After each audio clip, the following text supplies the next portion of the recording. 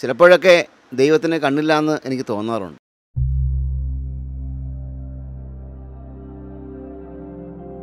ഒരു സൈക്കിളിനോടുള്ള ആഗ്രഹവും. അപ്പോൾ ഞങ്ങൾ വാർത്ത ചെയ്യുന്ന തുടർന്ന് നല്ലവനായ ഒരു പ്രവാസി അദ്ദേഹത്തിന് സൈക്കിളൊക്കെ വാങ്ങിച്ചു കൊടുത്തു. എന്നാൽ ഇപ്പോൾ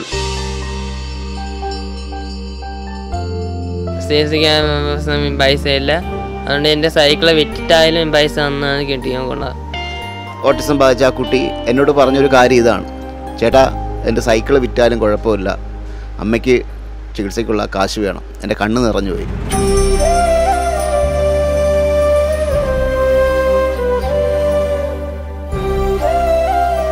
എനിക്ക് സൈക്കിൾ കിട്ടിയെങ്കിൽ കൊള്ളായിരുന്നു. ഓ, എനിക്ക് ചവിട്ടാൻ അറിയാം.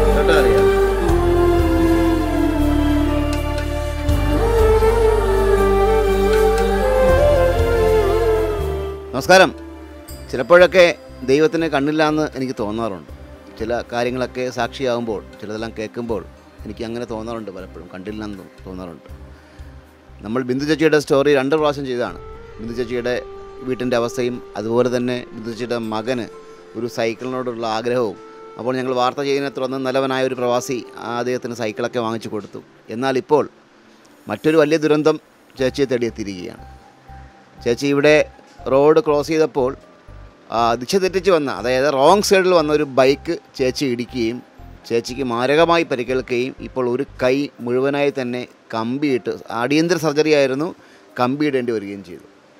ഇതൊക്കെ കാണുമ്പോഴാണ് എനിക്ക് ദൈവത്തിന് കണ്ണില്ല എന്നൊക്കെ തോന്നുന്നത്. ഒരു പക്ഷേ നല്ലവരായ ആൾക്കാരെ ആയിരിക്കും ദൈവം ഏറ്റവും കൂടുതൽ പരീക്ഷിക്കുന്നത്. ഏതായാലും ഇപ്പോൾ ഞാൻ വീണ്ടും ബിന്ദുചേച്ചിയുടെ വീട്ടിലെത്തിയിരിക്കുകയാണ്.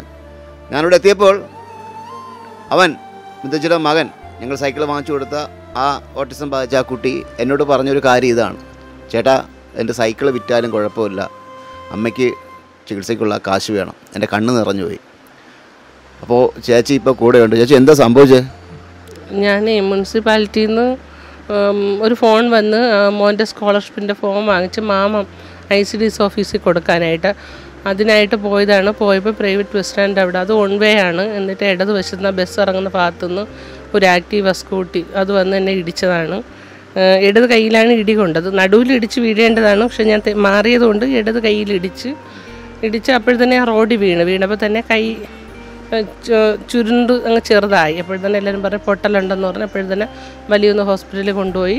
അവിടെ നിന്ന് നേരെ മെഡിക്കൽ കോളേജിൽ വിട്ട് അവിടെ രാത്രി 1 മണിക്ക് 4 മണിക്ക് ഇടയ്ക്ക് സർജറി ചെയ്ത്, എമർജൻസി സർജറിയാണ്. അപ്പം നമ്മളെ കയ്യിൽ നിന്ന് പൈസ മുടക്കേണ്ടി വന്നു. ചികിത്സാ കാർഡൊന്നും കയ്യിലില്ലായിരുന്നു.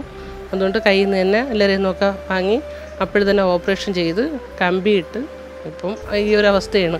വലത് കൈയാണെങ്കിൽ ഒരു 2 വർഷം മുമ്പ് CTSൻ്റെ സർജറി ചെയ്ത്, ഞരമ്പിൻ്റെ സർജറി ചെയ്ത്, അത് അങ്ങനെ പ്രശ്നമാണ്. ഇപ്പോൾ ഈ ഇടത് കൈയും ഇങ്ങനെയായി. ഇപ്പം മോൻ്റെ കാര്യങ്ങളൊന്നും നോക്കാൻ പറ്റാത്തൊരവസ്ഥയാണ്. എനിക്ക് തന്നെ ഇപ്പോൾ ആരുടെയെങ്കിലും ഹെൽപ്പ് ഉണ്ടെങ്കിൽ എനിക്ക് പറ്റൂ. എന്നെ ഡിപ്പെൻഡ് ചെയ്താണ് ഈ മോനും ഈ ഹസ്ബൻഡും ഒക്കെ. ഇപ്പോൾ ആകെ പ്രശ്നത്തിലാണ് ജീവിതം. ഞങ്ങൾ ആദ്യം ചെയ്ത വാർത്തയിൽ തന്നെ വ്യക്തമായി പറഞ്ഞിരുന്നു, ഈ വീട് പണി പൂർത്തിയാകാത്ത ഒറ്റമുറി വീടാണ്. അതുപോലെ തന്നെ ഇതിൻ്റെ കക്കൂസില്ല, ഒരു കിണറില്ല. അങ്ങനെ ഒരുപാട് പരാധീനതകളൊക്കെ ഞങ്ങൾ ആ സ്റ്റോറിയിൽ വിവരിച്ചിരുന്നതാണ്. അതുമാത്രമല്ല, ഈ കുടുംബത്തിൻ്റെ ആകെ ആശ്രയം ഈ ചേച്ചിയാണ്. ഓട്ടിസം ബാധിച്ച ഈ കുട്ടിയെ നോക്കുന്നതും, കാരണം അവന് അറിയില്ല, അവൻ്റെ കാര്യങ്ങളൊന്നും നോക്കാനൊന്നും അവനറിയില്ല, എല്ലാം ഈ ചേച്ചിയാണ്. ഞങ്ങൾ ആ സ്റ്റോറി ചെയ്തിട്ടും വളരെ കുറച്ച് സഹായം, ഒരു ചേട്ടൻ, പ്രവാസിയായ നല്ലൊരു ചേട്ടൻ നമ്മുടെ മോന് ഒരു സൈക്കിൾ വാങ്ങിച്ചു കൊടുത്തു എന്നുള്ളതല്ലാതെ അതിൽ കവിഞ്ഞ് വലിയ സഹായങ്ങളൊന്നും ലഭിച്ചിരുന്നില്ല. പക്ഷേ ഇപ്പോൾ തീർത്തും വല്ലാത്തൊരു വിഷമാവസ്ഥയിലായിരിക്കുകയാണ് ബിന്ദു ചേച്ചി. അത് മാത്രമല്ല, കുറേ പേരൊക്കെ വിളിച്ച് പറ്റിച്ചു അല്ലേ? ഒരുപാട് പേര് സഹായം ചെയ്യാമെന്ന് പറഞ്ഞ് ഒരുപാട് പേര് വിളിച്ച്, എല്ലാം പ്രവാസികൾ തന്നെ. അതിൽ ഈ മധു എന്ന് പറയുന്ന കക്ഷി മാത്രമാണ് മോനൊരു സൈക്കിൾ ചെയ്തത്. പിന്നെ വേറൊരു ദുബായിൽ അൽമറായി കമ്പനിയിലെ ഒരാൾ 10,000 രൂപയും തന്നു. അത് തന്നെയാണ് കിട്ടിയത്. പിന്നീട് വിളിച്ച് വീട് വാഗ്ദാനം ചെയ്തവരുണ്ട്, ക്യാഷ് തരാമെന്ന് പറഞ്ഞവരുണ്ട്, കിണർ കുത്തിത്തരാമെന്ന് പറഞ്ഞവരുണ്ട്. അങ്ങനെ ഒരുപാട് പറഞ്ഞു. പക്ഷെ അതെല്ലാം പറ്റിപ്പായിരുന്നു. പിന്നെ ഞങ്ങൾ അങ്ങോട്ട് വിളിച്ചാൽ അവരെ കോൺടാക്ട് ചെയ്യാൻ പറ്റത്തില്ല. അങ്ങനെ ഒരുപാട് പേര് 20,000 രൂപയ്ക്കകത്തേ ആകെ കിട്ടിയുള്ളൂ. അത് തന്നെ ഈ ആശുപത്രിയിൽ അങ്ങനെ ഇങ്ങനെ അങ്ങ് പോവുകയും ചെയ്തു. ഏതായാലും ഈ കുടുംബത്തിൻ്റെ ആകെ ഒരു പ്രതീക്ഷയൊക്കെ ചേച്ചിയാണ്. ചേച്ചിയുടെ വരുമാനം കൊണ്ടാണ് ശരിക്കും പറഞ്ഞാൽ ഈ കുടുംബം കഴിയുന്നത്. പറഞ്ഞല്ലോ ആദ്യമേ, ഹസ്ബൻഡിൻ്റെ കാര്യങ്ങളൊക്കെ ഞങ്ങൾ ആദ്യ സ്റ്റോറി തന്നെ പറഞ്ഞിരുന്നു. മകൻ്റെ അവസ്ഥ ഇതാണ്. ഇപ്പോൾ ഇതാ എന്താ പറയുക, ഇനി അവസ്ഥയിൽ വീണ്ടും വലിയൊരു ആപത്തും കൂടിയാണ് ഈ കുടുംബത്തെ തേടി എത്തിയിരിക്കുന്നത്. ഇനി ഒരുപക്ഷെ 1 വർഷം കഴിഞ്ഞാൽ മാത്രമേ ചേച്ചിക്ക് പരസഹായമില്ലാതെ എന്തെങ്കിലും ചെയ്യാനോ മറ്റോ ഒക്കെ കഴിയും. ഇവനാണ് ഇവിടെ വെള്ളമൊക്കെ കൊണ്ടുവരുന്നതൊക്കെ ഞങ്ങളെന്ന് പറഞ്ഞു. അന്ന് കിണറില്ലാത്തതിൻ്റെ പ്രശ്നങ്ങളൊക്കെ ഞങ്ങളെന്ന് പറഞ്ഞായിരുന്നു. ഇപ്പോൾ അതിനേക്കാളും വല്ലാത്തൊരവസ്ഥയിലേക്ക് ഈ കുടുംബം അതപ്പച്ചിരിക്കുകയാണ്. ബഹുമാനപ്പെട്ട അല്ലെങ്കിൽ നമ്മുടെ സഹൃദയ വിസ്മയുടെ ഒക്കെ പ്രേക്ഷകർ, ഇത് കാണുന്ന എല്ലാവരും ഈ കുടുംബത്തെ അകമഴിഞ്ഞ് സഹായിക്കണമെന്നാണ് എൻ്റെ വിനീതമായ അഭ്യർത്ഥന. കാരണം ഞാൻ ഈ സ്റ്റോറി 3 പ്രാവശ്യം ഞാൻ ഈ സ്റ്റോറി ചെയ്യുന്നെങ്കിൽ, ആദ്യത്തെ പ്രാവശ്യം സ്റ്റോറി ചെയ്തു, അതിനുശേഷം അവനൊരു സൈക്കിൾ കിട്ടി, ആ സ്റ്റോറി അവൻ്റെ സന്തോഷം പങ്കുവയ്ക്കാൻ വേണ്ടി ചെയ്തു. ഇപ്പോഴിതാ വീണ്ടും ഒരു വലിയ ദുരന്തമാണ് ഈ കുടുംബത്തെ തേടിയെത്തിയിരിക്കുന്നത്. ഒരു പക്ഷേ നിങ്ങളുടെ ഹെൽപ്പില്ലെങ്കിൽ, നിങ്ങളുടെ സഹായമില്ലെങ്കിൽ ഇവർക്ക് മുന്നോട്ട് പോകാൻ കഴിയാത്തൊരവസ്ഥയാണ്. ഒരു കൂട്ട ആത്മഹത്യയായിരിക്കും പിന്നെ നടക്കുന്നത്. ചേച്ചി എന്നോട് വന്നപ്പോൾ സങ്കടത്തോട് പറഞ്ഞു, ഞാനിനി 2 പേർക്കും വിഷമം വാങ്ങിച്ചു കൊടുത്തിട്ട് ഞാൻ തന്നെ കഴിക്കേണ്ടി വരും. ആ ഒരു സിറ്റുവേഷനിലാണ് ചേച്ചി ഇപ്പോൾ നിൽക്കുന്നത്.